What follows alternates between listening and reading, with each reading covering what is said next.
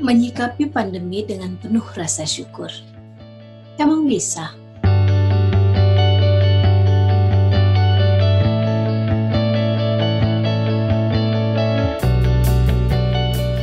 Halo semuanya, selamat pagi, selamat siang, selamat sore, atau selamat malam, tergantung di mana dan kapanpun teman-teman menonton video ini.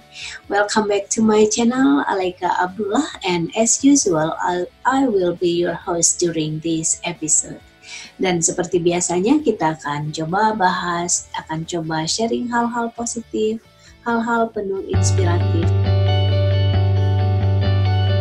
Masa-masa pandemi ini adalah masa-masa yang penuh dengan tantangan, baik dalam tantangan kesehatan, tantangan keuangan, maupun tantangan dalam mungkin hubungan kekeluargaan dan sebagainya. Dan secara umum kita juga pasti sudah aware dong bahwa banyak sekali dari kita yang mengalami facing a very very challenging situation in this era, in this pandemic.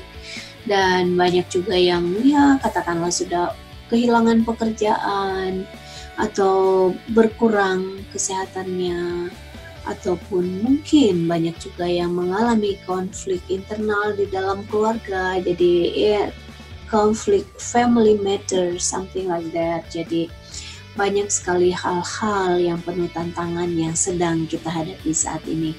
Nah teman-teman pasti juga pernah dong mendengar bahwa memulai segala sesuatu dengan rasa syukur dan mencoba untuk melihat di tengah-tengah kesulitan yang kita hadapi. Jika kita mampu untuk melihat celah untuk bisa bersyukur, itu akan pasti ngebantu kita untuk bisa shifting our energy, shifting our positive energy, agar kita bisa kembali merasa lebih nyaman, lebih rileks, dan lebih jernih dalam melihat keadaan.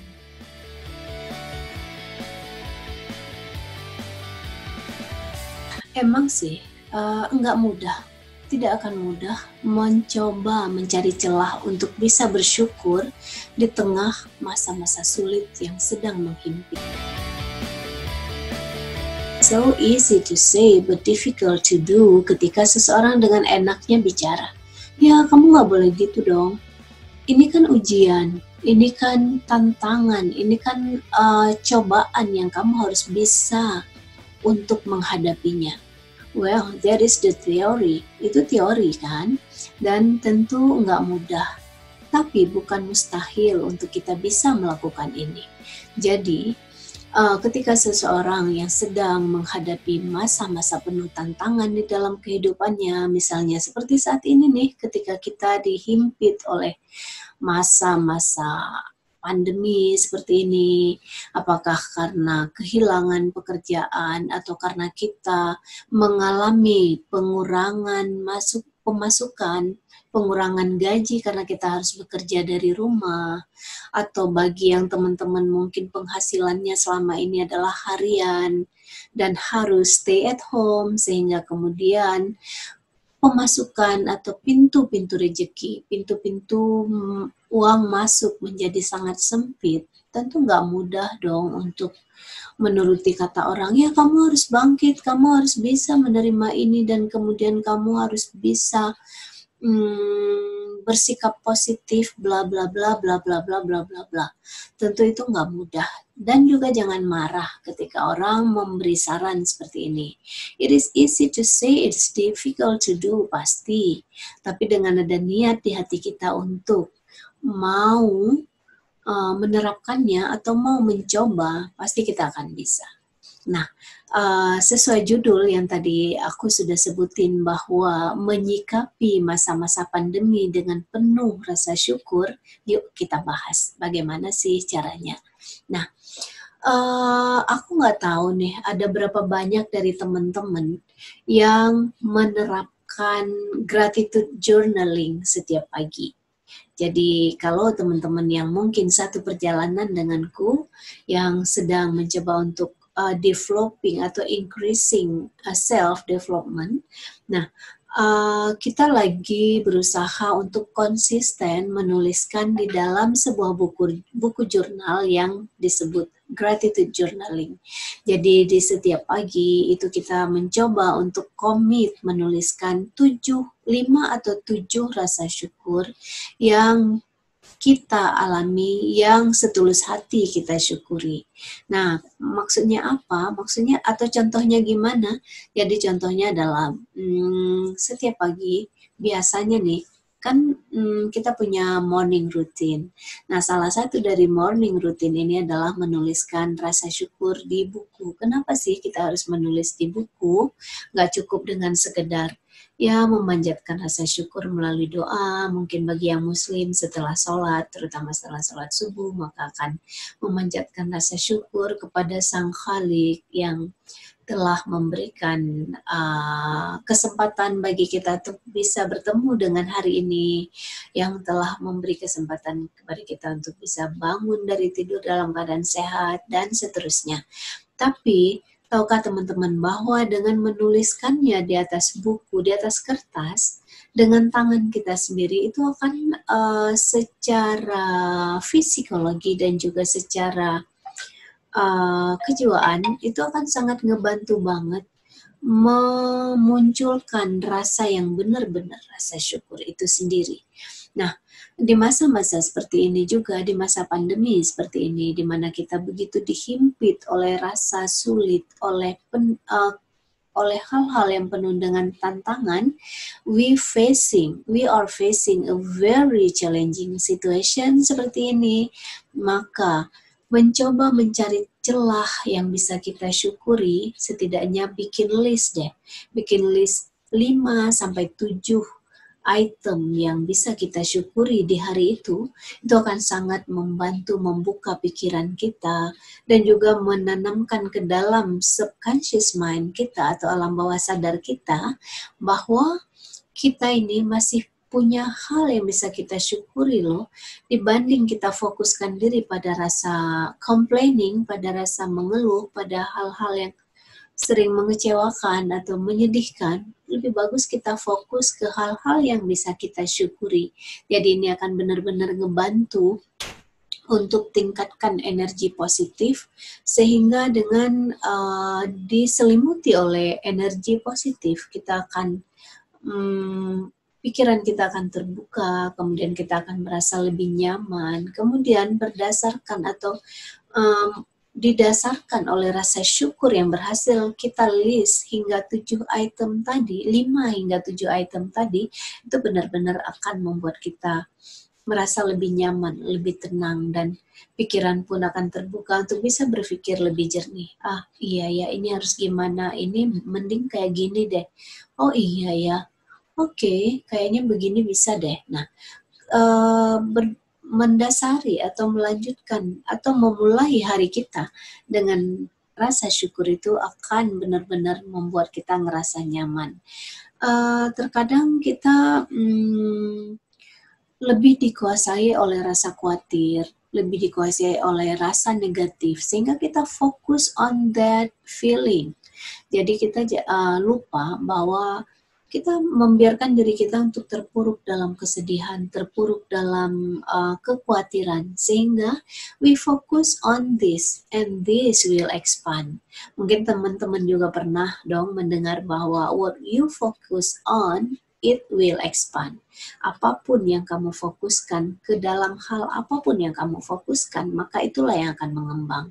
Misalnya, kita begitu khawatir, aduh, penghasilanku berkurang, atau aduh aku kehilangan pekerjaanku, lalu gimana nih menghidupi anak dan istri, gimana nih membeli penghidupan, gimana nih mau beli beras, gimana nih mau beli sembako, bla bla bla bla bla bla. Dan kita lupa dan jadilah kita terpuruk, terfokus di dalam kekhawatiran ini, di dalam kesedihan ini, sehingga inilah yang akan mengembang. Pikiran pun, hati pun akan semakin terpuruk, sedih, khawatir, galau, dan seterusnya. Namun, jika kita berhasil mensyukuri, misalnya di tengah kegalauan ini, di tengah kekurangan penghasilan, di tengah kehilangan pekerjaan, tapi kita masih mampu bikin list nih. Misalnya, list kita dimulai dengan Alhamdulillah ya Allah, terima kasih untuk kesempatan yang Engkau berikan kepadaku sehingga aku bisa bertemu dengan hari ini. Artinya apa? Artinya adalah makasih ya Allah udah memberiku perpanjangan waktu, sudah memberiku kesempatan untuk bangun hari ini dalam keadaan hidup. Nah, kemudian yang kedua adalah Alhamdulillah ya Allah, thank you universe, thank you my Lord, thank you ya Allah yang sudah memberiku kesempatan untuk bangkit dari tidurku dalam keadaan sehat. Terima kasih sudah memberiku kesempatan untuk bisa bernapas dengan lega dan leluasa tanpa bantuan oksigen tambahan, tanpa alat bantuan pernapasan misalnya. Nah, jika kita bisa menuliskan hal-hal yang seperti ini, maka kebahagiaan, ketenangan pun akan mengembang. Kemudian terima kasih Allah sudah memberiku tempat tinggal, sudah memberiku pakaian, sudah memberiku kecukupan dalam makan, setidaknya ya tidak berlimpah tapi masih bisa. Nah, hal-hal yang seperti ini kita tuliskan, kita syukuri, ini akan membuat rasa nyaman, rasa positif, energi positif will shifting. Jadi ini benar-benar akan membantu. Kemudian cari lagi 4, 5, 6, hingga 7 poin yang berhasil kita syukuri di tengah rasa galau, di tengah rasa khawatir yang menghimpit. Insya Allah jika kita memang bisa menuliskan ini secara komit setiap harinya, di pagi hari sebelum kita memulai aktivitas lainnya, you will get the result. You will surprised to see what you face. Jadi teman-teman pasti cobain deh, jika memang bisa menuliskan ini 5 hingga 7 item aja, ditulis di buku Make It, Name It, Gratitude Journaling, beri judul Gratitude Journaling atau jurnal rasa syukur dan komit menuliskannya setiap hari, maka teman-teman akan lihat deh perubahan energi yang teman-teman miliki. You will be amazed to see the shifting of your energy. Teman-teman akan ngerasa lebih positif, lebih nyaman, lebih percaya diri dalam menghadapi this challenging situation. Dan juga bukan hanya kita yang mengalami ini, seluruh dunia juga mengalami masa-masa sulit seperti ini. Pandemik ini globally, terjadi secara global, jadi bukan cuma kita saja. Dan cara orang menghadapinya tentu bermacam-macam, berbeda-beda. Ada yang bahkan benar-benar putus asa sehingga memilih untuk mengakhiri kehidupannya. Tapi tentu kita nggak akan memilih cara ini dong. Masih banyak cara lain, cara-cara positif lain yang bisa kita pilih dengan bijak dan juga yaitu dimulai dengan rasa syukur. Cobain deh teman-teman. Bikin gratitude journaling, komit menuliskannya setiap hari. Cukup 5 hingga 7 poin yang bisa kita syukuri. Jikapun kita sedang begitu terpuruk. Sebagai contoh, seorang teman kemarin sempat sangat-sangat terpuruk karena dia mengalami kecelakaan, kemudian anaknya juga patah kakinya. Dan ini benar-benar membuat dia down, sangat-sangat sulit. Dan hingga terpuruk banget. Energinya menjadi sangat-sangat negatif hingga mulai complaining, bahkan menyalahkan Tuhan. Nah, ketika cerita-cerita denganku, aku cuma bilang seperti ini, well, I know that this is a very, very challenging situation for you. Ini benar-benar situasi yang penuh tantangan bagi kamu. Ini benar-benar situasi yang tidak nyaman. Ini situasi yang tidak mengenakan. Ini bukan situasi yang menyenangkan. Saya tahu itu. Nah, cuman bisa nggak kamu mencoba untuk bangkit? Caranya nggak mudah dan tidak mustahil. Caranya akan bisa jika kamu mau, saya bilang gitu. Nah, coba deh di tengah kesulitan yang sedang kamu alami ini, coba kamu duduk, ambil pulpen dan selembar kertas, kemudian kamu coba deh tanyain pada dirimu sendiri. Apakah kamu masih bersyukur karena masih diberikan kesempatan, anakmu masih diberi kesempatan untuk hidup walau patah kakinya? Kamu masih bersyukur nggak? Oh ya iya dong, saya masih sangat bersyukur. Karena masih diberi kesempatan, masih bisa melihat dia walau dia keadaannya seperti itu.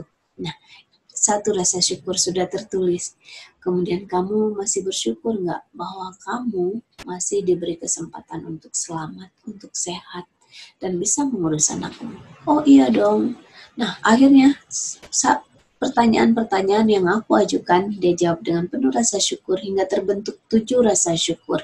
Dan I can see the shift of her energy. Jadi energinya kelihatan banget shifting, terangkat, meningkat, dan menjadi jauh lebih positif. Dan aku melihat semangatnya mulai menyala kembali.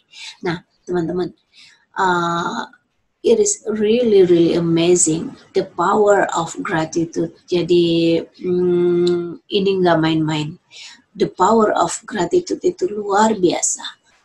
Rasa syukur, function ourselves on the gratitude is really really important.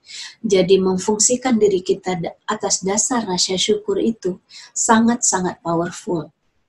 Cobain deh teman-teman, ini nggak main-main. Jika kita komit untuk bisa menuliskan setiap harinya di pagi hari, gratitude journalingnya bisa kita isi 5 hingga 7 item yang bisa kita syukuri di hari itu, maka kita akan siap untuk memulai hari kita hingga malam hari nanti dengan baik, dengan energi yang tercukupi. Percaya deh dan cobain.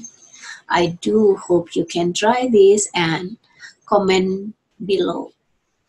Kasih komen di kolom komentar setelah teman-teman mencobanya. Okay? So that is my tip for today, dan inilah sharing hari ini. Semoga bermanfaat dan have a very very great day. Selamat mempraktekkan. Thank you so much for watching. Good morning, good afternoon, or good evening, wherever and whenever you are watching this video. Okay, so see you. Bye-bye.